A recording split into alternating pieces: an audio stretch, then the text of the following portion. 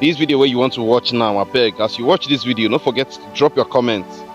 Tell me how you see the video. Waiting you see inside the video, it makes sense, Abi no make sense. Drop your comments as you watch this video. Talk student loans. Okay. Because it's very dirty talking about it. When you check historically, we had a decree number 25 for the Student Loan Board on the 1st of September 1971 under Yakubu Gowon. So we've tried this rigmarole before. So when people come out and promise it, it sounds like a stupid argument to me, because we've had a decree put out there, but nothing was done. Let's talk about funding. And that's why I'm going to ask you again, what methods? Because you see, we keep talking about university autonomy, and the argument during these 8 months ASCO strike is that the university is autonomous already. Each university has a senate, has its own board that makes money, that generates revenue. But the question is, can the tuition fees be increased to be able to make each university totally autonomous and to be able to feed in the bill? Because that's why I also ask you again, what are the costs on ground now that the government even spends on university education? You talked about over 1 trillion in the budget. What goes to university education in that? And the second question for me would be, the most important thrust of this education chain is primary and secondary education. As it is today, most Nigerians don't complete primary school.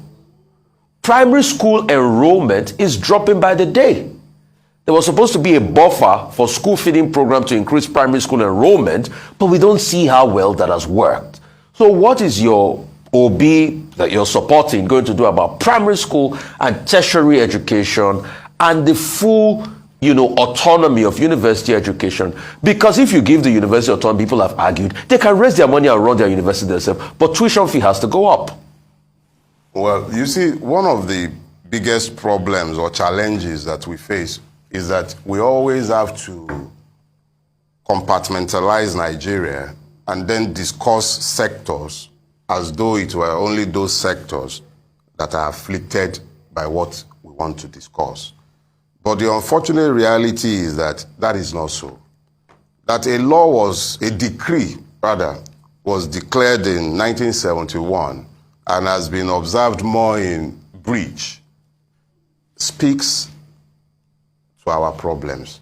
So we are not here because there is a paucity of laws. If anything, we have way too many laws. We are here because the goodwill to follow through on lofty ideals are never there. I have said again, because I have to be careful because I'm not speaking for Dele Farotimi.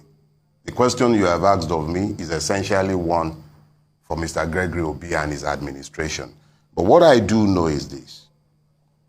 In a place that is governed by goodwill, that is governed by reason, nobody should need to be told that we are in a state of emergency, not just in the educational sector.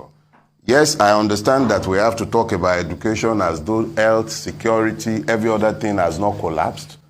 But the education sector, as we have said, is an investment in the future, so it becomes an urgent issue. Now, if it is an urgent issue and everybody are not connected to it, it becomes almost impossible for it to be resolved. What I'm saying is that Mr. Peter Gregory Obi and all those associated with his campaign and seeking his mandate have a clear understanding of the fact that we are in a state of imminent collapse. Education is one of those things that would definitely receive multi-sectoral attention when the time comes. The fact that you've already referred to the moribundness of discussing student loans because of the fact that it's not like we don't have a law, but it's become something that we've discarded, tells you that if I sat down here and I was telling you, even though I've not been told to say so, that, there will be a student loans board better administered based on what law? There is already one that is not being obeyed. For all I know, a look at this might suffice. It might very well be that it's one of those laws that have been saved and remains part of our extant law. I'm not sure. I don't know if you're a lawyer. I'm a lawyer and I'm careful about accepting that a law is still valid because for all I know, it might have been abrogated because it's a decree as well, so I really don't know. But I do know that even countries better endowed than us find ways to offer succor to students who might be unable to afford certain levels of education on their own and that the state is unwilling or unable to cover. However, you can construct a better system if you are willing to learn from the mistakes of others.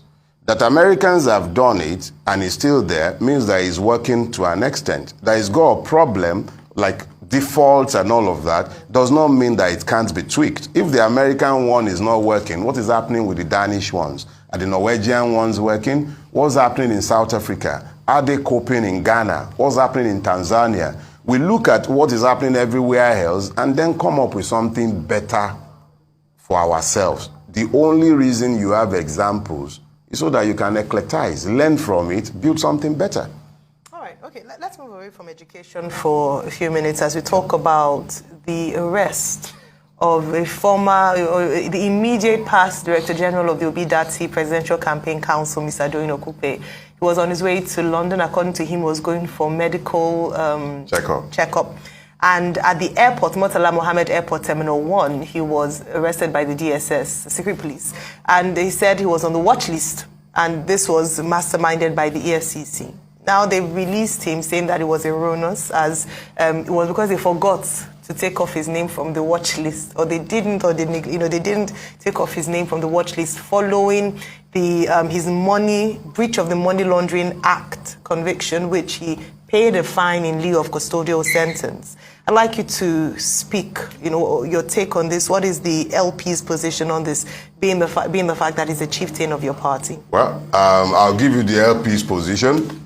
And then perhaps, because I think for the party is just yet more evidence of perhaps the inefficiency of the security system. Because if you had a man on your watch list and he's not particularly an unknown person, and then the time had come to remove him from your watch list, but you still kept him on your watch list, and then you had to go through the embarrassment of apologizing for wrongful arrest and all of that, it is suggestive of the capacities of our DSS.